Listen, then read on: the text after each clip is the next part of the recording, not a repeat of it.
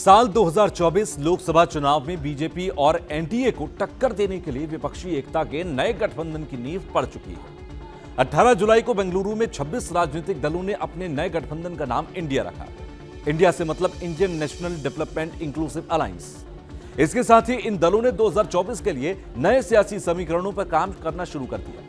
बता दें कि इस गठबंधन में कई ऐसे दल भी आए हैं जो अपने अपने राज्यों में एक दूसरे को एक आंख नहीं भाते हैं, लेकिन 2024 के चुनाव में जनता के सामने एक मजबूत विकल्प देने के लिए इन दलों के साथ आने को ही एकमात्र रास्ता माना है। अब इस गठबंधन की अगली बैठक अगस्त महीने में मुंबई में होगी। बताया जा रहा है कि इस बैठक में लोकसभा चुनाव 2024 में सीटों के बंटवारे पर चर्चा हो सकती है, जो कि इस गठबंधन की सबसे बड़ी चुनौती है। नमस्कार, मेरा नाम है तुषार कौशिक और आप देख रहे हैं न्यूज नेशन का एक्सप्लेनर। कहते हैं कि राजनीति क्या ना करा दे, इसमें कभी दुश्मन दोस्त हो जाते हैं तो कभी दोस्त दुश्मन बन जाते हैं। सत्ता में आने की ललक ऐसी ही होती है कि धुर विरोधी भी बगल में बैठकर अपने हो जाते हैं और अपने भी पल भर में पराए। साल 2024 के लोकसभा चुनाव के लिए विपक्षी एकता की जो तस्वीर बनने जा रही है, उसमें कुछ ऐसे ही धुर विरोधी एक मंच पर आ तो गए हैं, लेकिन लोकसभा की सीटों को लेकर इन सबके बीच फैसला कैसे होगा, ये बड़ा सवाल अभी भी बना हुआ है। अब खबर यह है कि विपक्षी एकता के इंडिया गठबंधन की अगली बैठक 25 और 26 अगस्त को मुंबई में हो सकती है। मीडिया रिपोर्ट्स की माने तो महाराष्ट्र के पूर्व सीएम उद्धव ठाकरे को इस बैठक की तैयारी की जिम्मेदारी दी गई है। आपको यह भी बता दें कि इंडिया नाम के इस नए गठबंधन में जितने दल हैं उतने ही पेच भी हैं। ऐसे में बड़ा सवाल फिर यही है कि विभिन्न राज्यों के क्षेत्रीय छत्रपों और राष्ट्रीय दल कांग्रेस के बीच भला सीटों का बंटवारा होगा कैसे, क्योंकि इस गठबंधन में कांग्रेस ही वो राजनीतिक दल है जिससे अलग होकर विभिन्न राज्यों में कई राजनीतिक शक्तियां खड़ी हुई हैं और सत्ता तक पहुंची हैं। यही वजह है कि ये सवाल बार बार उठ रहा है कि 26 दलों का गठबंधन सीट बंटवारे को लेकर किस तरह का फॉर्मूला निकाल पाता है, जो हर पार्टी को स्वीकार हो जाए और सभी उस फॉर्मूले पर तैयार हो जाए।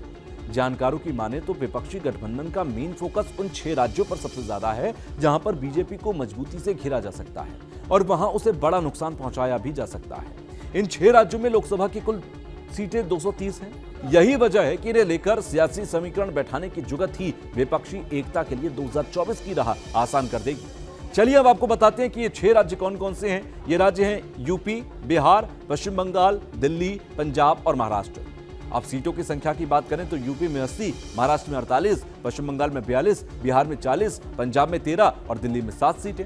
लेकिन इन सभी राज्यों में अलग अलग क्षेत्रीय छत्रप कांग्रेस को किसी भी हालत में बराबरी की सीटें देने के लिए तैयार नहीं है, क्योंकि इन सभी राज्यों में कांग्रेस की हालत लगभग तीसरे नंबर के दल जैसी है।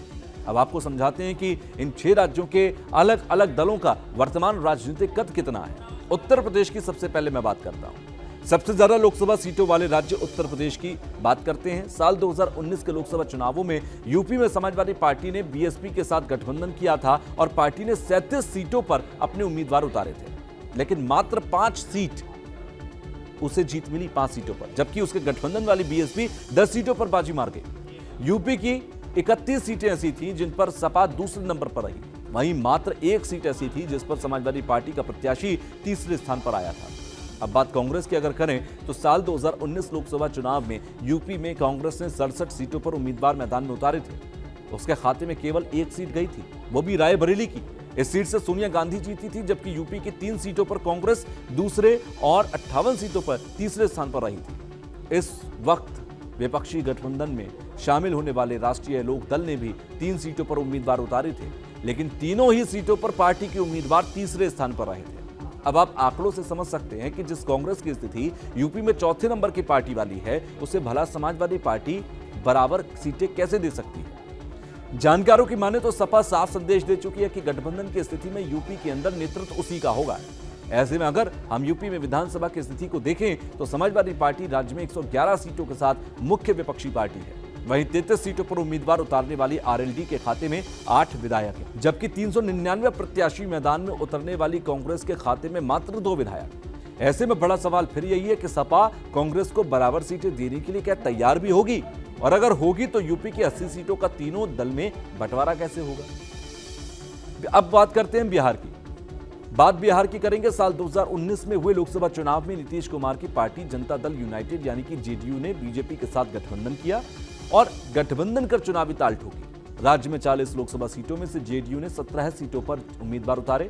जेडीयू ने 16 सीटें जीती और एक सीट पर पार्टी का उम्मीदवार दूसरे स्थान पर रहा।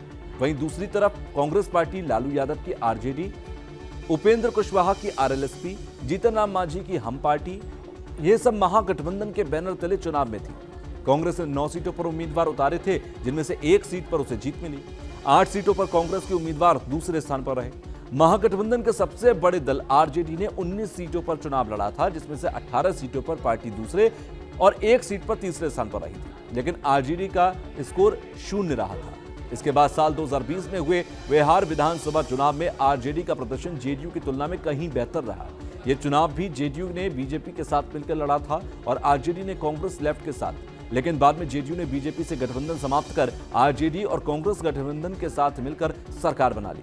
आज भी आरजेडी बिहार विधानसभा में संख्या बल के लिहाज से सबसे बड़ी पार्टी है, वहीं जेडीयू तीसरे नंबर पर। ऐसे में देखना होगा कि लोकसभा चुनाव 2024 में बिहार की 40 सीटों में 4 पार्टियां आरजेडी, जेडीयू, कांग्रेस और लेफ्ट का बंटवारा आखिर कैसे होगा। तो बिहार के बाद अब बात करते हैं पश्चिम बंगाल की। विपक्षी गठबंधन में अगर सबसे बड़ा पेच किसी राज्य में फंसा है तो वो है पश्चिम बंगाल। बंगाल में लोकसभा की 48 सीटें हैं और यहां विपक्षी एकता इंडिया के करीब 3 प्रमुख दल सियासी मैदान में हैं, एक दूसरे के खिलाफ उम्मीदवार उतारते आए हैं अब तक। इसमें ममता बनर्जी की टीएमसी, सीपीएम और कांग्रेस पार्टी प्रमुख हैं। साल 2019 के लोकसभा चुनाव में पश्चिम बंगाल में कांग्रेस पार्टी ने 42 सीटों पर चुनाव में उम्मीदवार उतारे थे। उसके खाते में सिर्फ 2 सीटें आई थी, जबकि सीपीएम ने 42 सीटों पर प्रत्याशी खड़े किए, लेकिन उसका स्कोर 0 रहा। राज्य के 27 सीटों पर सीपीएम के प्रत्याशी तीसरे नंबर पर रहे। वहीं टीएमसी ने 42 में से 22 सीटें अपने खाते में की थी। इसके साथ ही ममता की पार्टी 19 सीटों पर पार्टी दूसरे स्थान पर रही थी, ममता बनर्जी की टीएमसी। केवल एक सीट थी जिसने टीएमसी प्रत्याशी तीसरे स्थान पर रहा था। ऐसे में टीएमसी और कांग्रेस के बीच सीट बंटवारे का फॉर्मूला कैसे निकलेगा, ये देखने वाली बात होगी।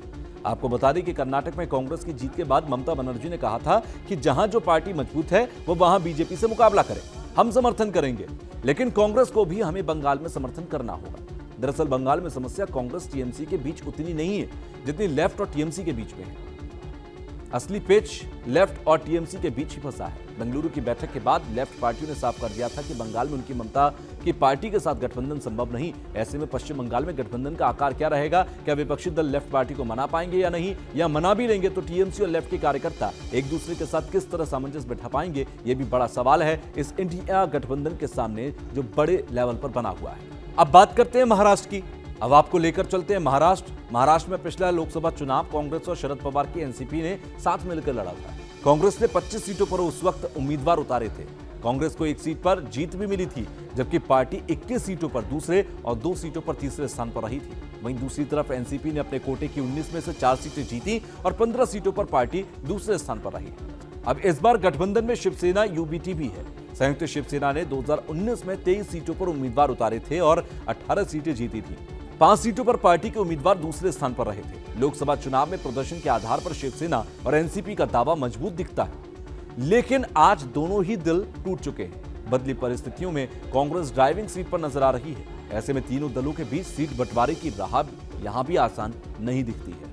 अब बात दिल्ली की करते हैं। देश की राजधानी दिल्ली की बात करें तो साल 2019 के लोकसभा चुनाव में यहां कांग्रेस और आम आदमी पार्टी दोनों ने ही सभी 7 सीटों पर अपने प्रत्याशी उतारे थे। इन चुनावों में कांग्रेस का वोट शेयर 22.6% और आम आदमी पार्टी का वोट शेयर 18.2% था। कांग्रेस दिल्ली की 5 सीटों पर दूसरे नंबर पर रही, वहीं 2 सीटों पर उसके प्रत्याशी तीसरे नंबर पर रहे। आपको बता दें कि लोकसभा चुनाव 2019 में आम आदमी पार्टी का प्रदर्शन काफी खराब था। दिल्ली की सत्ता पर होते हुए भी पार्टी लोकसभा चुनाव में 7 में से 2 सीटों पर दूसरे और 5 सीटों पर तीसरे स्थान पर रही। अब 2024 के लिए कांग्रेस की कोशिश होगी कि जिन सीटों पर वो दूसरे स्थान पर रही थी वो सीट उसके खाते में आए, जबकि आम आदमी पार्टी विधानसभा चुनाव और एमसीडी के नतीजों को लेकर खुद को बहुत मजबूत बताकर ज्यादा सीटों पर लड़ना चाहेगी। ऐसे में दोनों पार्टियां दिल्ली की सीटों को लेकर किस तरह से किस नतीजे पर पहुंचेंगी, ये देखने वाली बात होगी। अब आते हैं हम पंजाब पर। पंजाब की बात अगर करें तो संख्या बल के लिहाज से यहां लोकसभा सीटें 13 हैं। साल 2019 के लोकसभा सीटों की बात करें तो कांग्रेस ने पंजाब की 13 में से 8 सीटों पर जीती थी, जबकि 5 सीटों पर पार्टी दूसरे स्थान पर रही थी। आम आदमी पार्टी को 1 सीट पर जीत मिली थी और पार्टी के उम्मीदवार 5 सीटों पर तीसरे स्थान पर रहे थे। लेकिन साल 2022 में हुए विधानसभा चुनाव में आम आदमी पार्टी को प्रचंड जीत मिली। आम आदमी पार्टी के नेताओं ने अपने इसी प्रदर्शन को आधार बनाकर विपक्षी गठबंधन में जाने से पहले ही यह कह दिया था कि कांग्रेस दिल्ली, पंजाब में चुनाव ना लड़े तो हम भी मध्य प्रदेश और राजस्थान में चुनाव के लिए उम्मीदवार नहीं उतारेंगे। लेकिन पंजाब में कांग्रेस के प्रदेश अध्यक्ष अमरिंदर सिंह राजा वटिंग से लेकर विधानसभा में विधायक दल के नेता तक सभी आम आदमी पार्टी से गठबंधन के खिलाफ आवाज बुलंद करते दिखे। ऐसे में कांग्रेस के लिए पंजाब में आम आदमी पार्टी के साथ गठबंधन कर लोकसभा चुनाव के लिए मैदान में उतरना आसान नहीं होगा। तो अब आप समझ सकते हैं कि 2024 में विपक्षी गठबंधन के सामने सीट बंटवारे की गुत्थी सुलझाना आसान नहीं होगा, क्योंकि जितने राज्य और जितनी पार्टियां हैं, सीट बंटवारे की राह में उतने ही पेच हैं और उतनी ही रुकावटें। Team news nation.